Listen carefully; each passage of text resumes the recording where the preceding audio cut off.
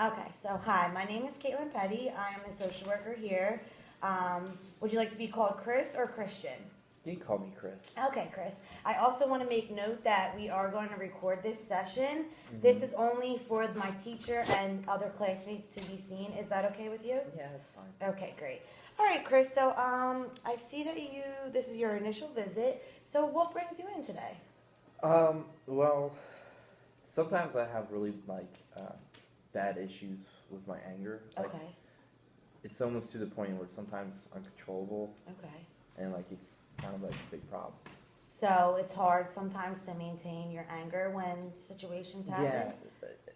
Yeah, sometimes it just come out of nowhere, the small little things, it would just be a downward spiral to anger. Okay. What type of situations may occur that make you very angry? I don't know, just simple things sometimes my wife leaves out I don't know, a bunch of her shit all the time. And then I'll just get mad at that because I'll be coming home from school and a bunch of other doing work and stuff like that. And, So you go to school? Yeah. Okay, and you work also? Mm-hmm. Oh wow, good for you. That must be a lot. It is a lot. Yeah.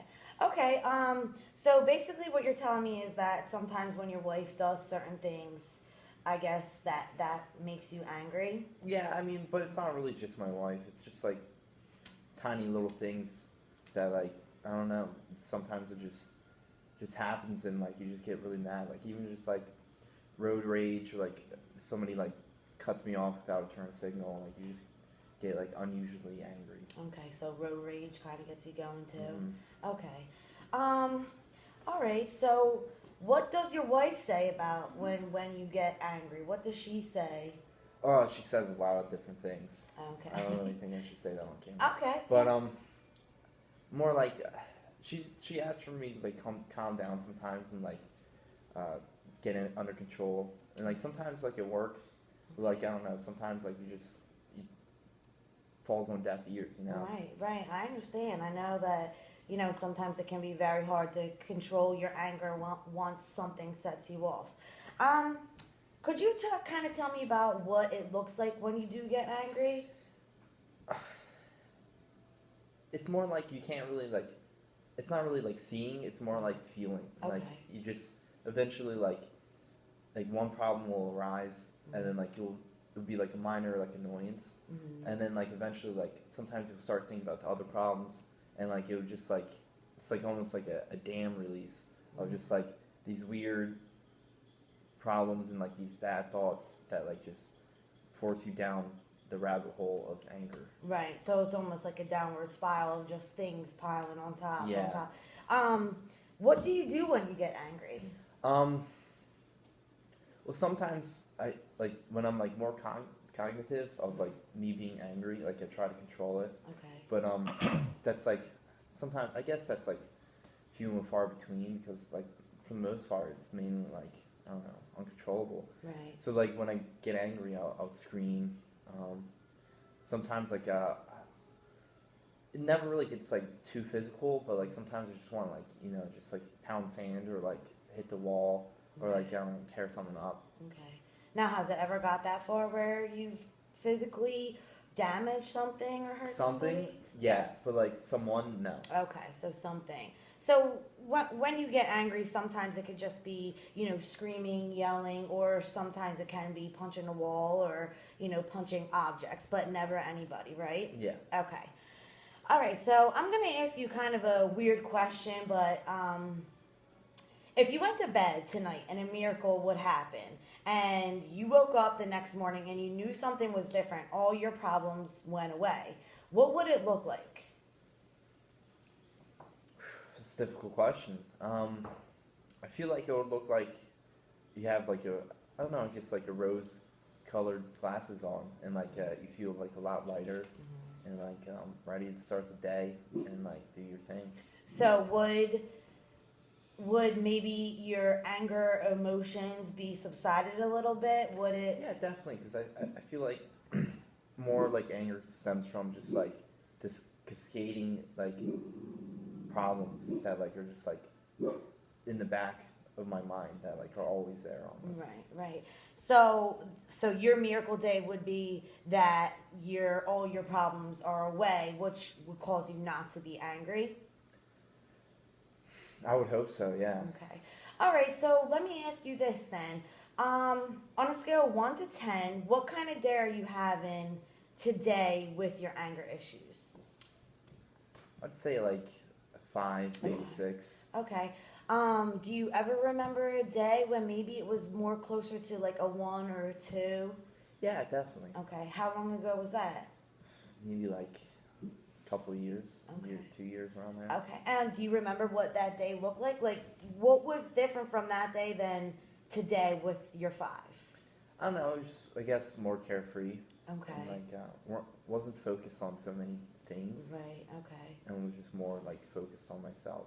So 2 years ago, maybe your life was a little different than what it is now. Yeah, definitely. Okay. All right. So basically what we're going to work on is some anger issues that you may be having. I wanted to ask you, when you get angry, you know, with your wife or with school or with work, is there anything that you do that almost makes you feel a little better, that kind of calms you down? Well, sometimes when I'm really angry, or like even like a little bit angry, I'll run my hands underwater. Okay. And that would help sometimes. Well, that's really good. That's good that you know. It's a weird feeling, like that just oddly helps me. Yeah. I mean, that's really good that you can point out that one thing that does help you, because it's important to maybe try to use that as a coping mechanism. Yeah. Almost like, yeah. Is there anything else that maybe? Well, I tried like deep breaths, but I don't know. Sometimes it's just like it's not like instant, and like you just kind of like it takes more focus almost. Okay. You know, and sometimes like if you're really like if I'm really angry, like you're kind of like not even thinking about like deep breaths, and you're just screaming. Yeah. Well, because you know I'm hearing that you get so worked up that it's hard to take that step back and take those breaths. Yeah, I understand that. I know that, you know, life can be hard and, you know, life can get you very angry. And it's it's good that you can identify your triggers and also what helps you. I think that running your hands under the water is a very good technique that you can use when you do get angry.